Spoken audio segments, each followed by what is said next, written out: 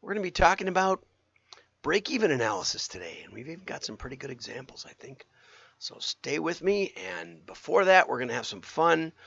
I found the only ROI commercial on YouTube, and it's not exactly what I was hoping for, but let's play it right now. Here we go. Truck runs into the car. Listen, Buster, man to man. Yeah? You smoke a Roy-Tan cigar? Man to man, smoke a Roy-Tan. Man to man, smoke a Roy-Tan cigar.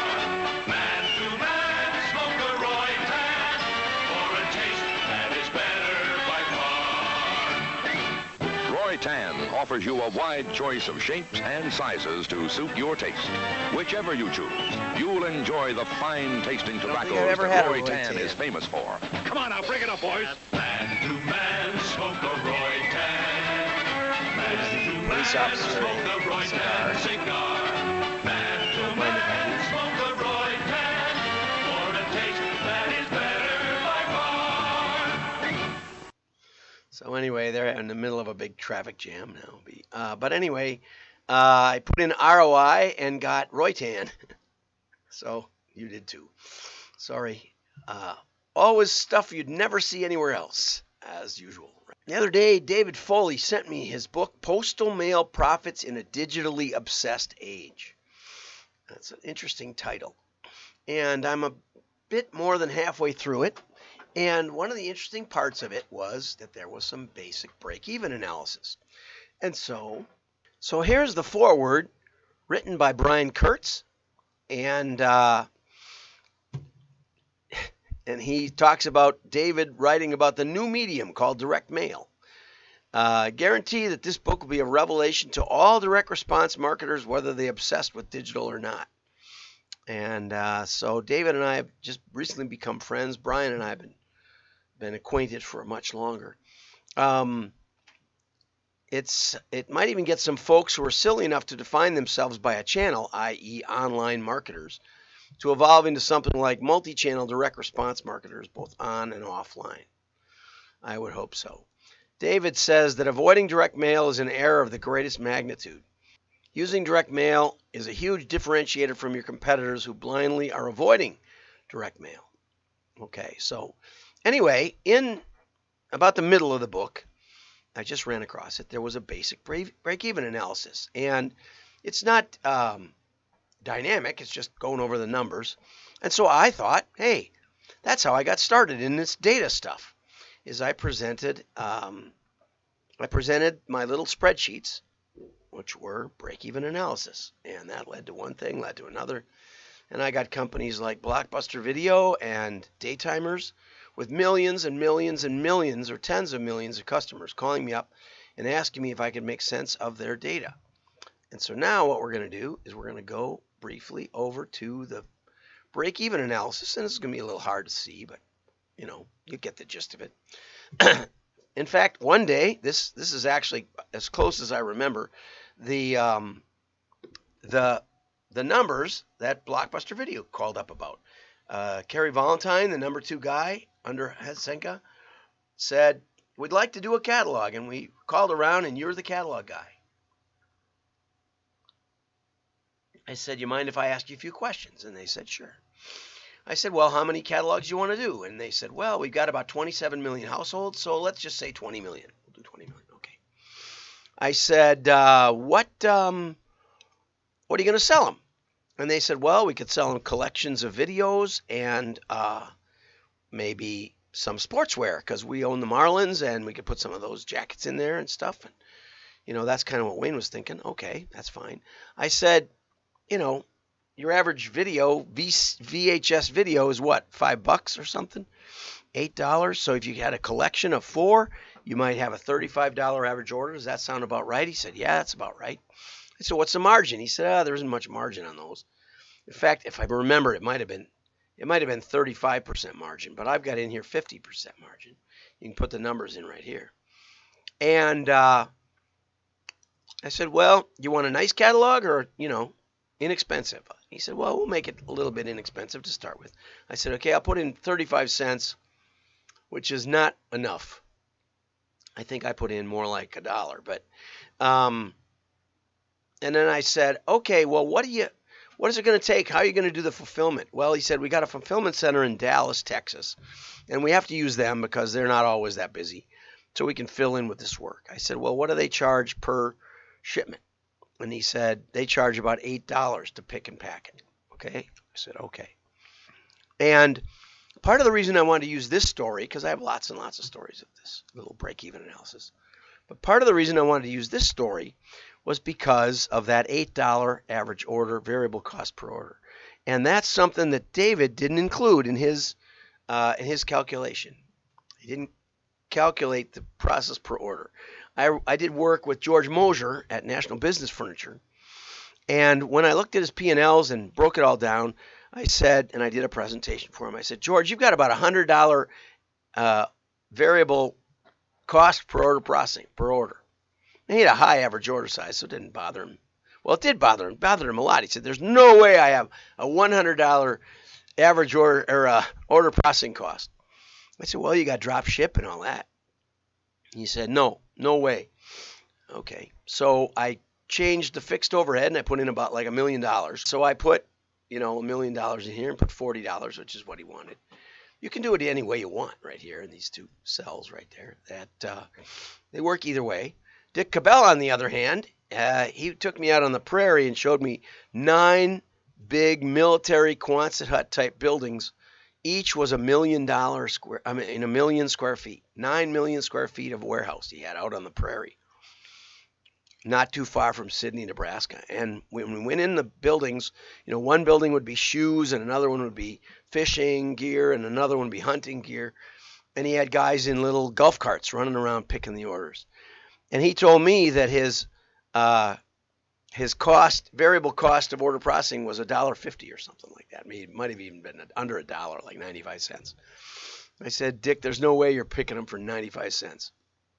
And he didn't like that either.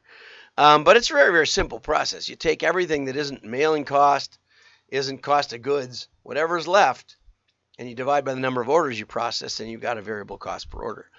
But when I plug these numbers in, as you can see over here, all the numbers are red. No matter what average order size, up even if to $50, and even with a response rate of, instead of 1%, 1.6%, which I couldn't figure out why that would even make any sense. Nothing makes any money. The zero is way up here. So you're going to have to change some numbers. And I said to Kerry, you're not going to make it. This is not going to work. And I don't want to take on a project that is just not going to work. And he got really mad. And he ended up flying his IT guy up. Then Kerry flew up. And, I said, I'm not telling you, what to do. I'm just saying, what number can you move? And none of these he could move. But let's take this one down to $1. Just, 1/8 of the cost. Now the graphs all change. Now we actually get above break even if we had 1.6% response rate, and if we had a $50 average order, or actually someplace in there around $45 average order. And we can make that happen. So if you said average order is $45 now, and we make this 1.5%. Oops, guess we don't need to do that. And now you see right here, this would be right where my cross is. That would be the average order. That would be with a $45 average order, just maybe 46, and a 1.5% response, and the rest of the numbers, and a $1 average order, you get to break even. And so you can run this little analysis. There's only 8 numbers, and you can even make it only 6 numbers, really, if you take this development and make that 0. But with $20 million per piece, make that 0. Now we're almost, it didn't change the graph almost at all because it's 20 million pieces, right? And so now you see how it works. Now average order, the cost per piece, if we put this back up to $8, I think what happens is, no, we don't get a star. Okay. Now, I also ran across an article by Mike Gunderson. And Mike Gunderson is asking, how do you budget for direct mail, your direct mail campaign. And this is all about their direct mail calculator. Okay. And he's got some screenshots, and he says, first, you can't say it's too expensive. You got to run the break even, right? But he's actually running, and this is an excellent article, but it's 11 minutes. He's actually running, here's the campaign cost, which, you can vary the number of pieces and the cost per piece. But he's actually building a two-step, I call it. And I have one of those too. And he says, okay, so how many, at an estimated response rate of 0.75, you'd get 3,750 new leads. And at a 20% conversion rate, you'd get 750 new customers. We're going to look at their campaign calculator, and I'm going to try and replicate it best I can with mine. See how? And part of this exercise is fun because it helps you understand how another company looks at the numbers. So we start with 500,000 customers or contacts. We're going to mail 500,000 of these contacts, and we're going to get a response rate of 0.75%, 0.75%. Okay. The average order from Gunderson is $3,500, and the conversion is 20%. It looks to me like there's about a $2,700 profit for every $3,500 sale. Okay, so I put in a 90% gross margin, and it turns out this is, I believe, a banking product, so there could be a pretty high margin on it. 44 cents mail cost, which gets us exactly the same number down here that Gunderson had, and exactly the same number of targeted leads that Gunderson had. And we get about almost exactly on the button the same profitability. And that we're going to back into this. Okay, so if we go and look at Gunderson's profitability, we go scaling down a little bit in their calculator.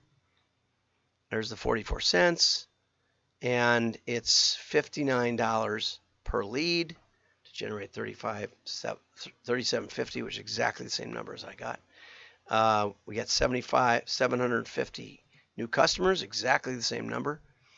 But it goes a little soft over here, cost per lead $59. I got $58.67, so exactly the same number.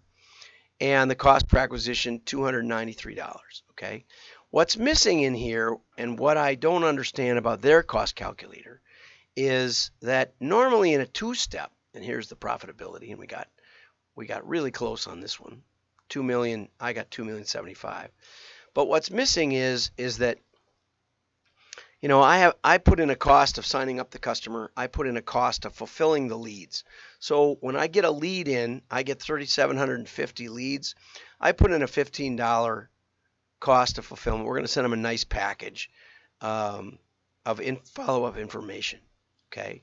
And so, but I don't see that in here. Maybe they're just sending them to a field sales, or they're getting them to go to a branch office, and maybe that's not part of the campaign. Maybe they figure there's people sitting around with nothing to do. I also have one where it's a phone out campaign where we actually keep track of how fast they can make calls, that sort of thing, and work our way through. But the main point here is that we can figure out basically the exact numbers and mirror Mike's financials and yours too. And where I would ask questions would be, is there a cost of some number times this 3,750 leads? Is there a cost when we sign them up? Is there something they're buying that has an actual real cost of goods? On that mortgage, are there service costs, right? You'd think so. But maybe the bank doesn't think of it that way. Maybe they just look at that as general overhead, and they're just trying to sell. So all these things can be taken into account, should be talked about, worked through, and that's how we look at direct mail. If you're interested in how that process works its way out, or if you're interested in me sending you these simple calculators, I think they're self-explanatory. Give me a call. The number's down below. I'll put Mike's article and David's the overview by Brian about his book over, which it does have a link to his book on Kindle, over in the show notes that you can get by subscribing to WDMA.org. So have a great day. Like and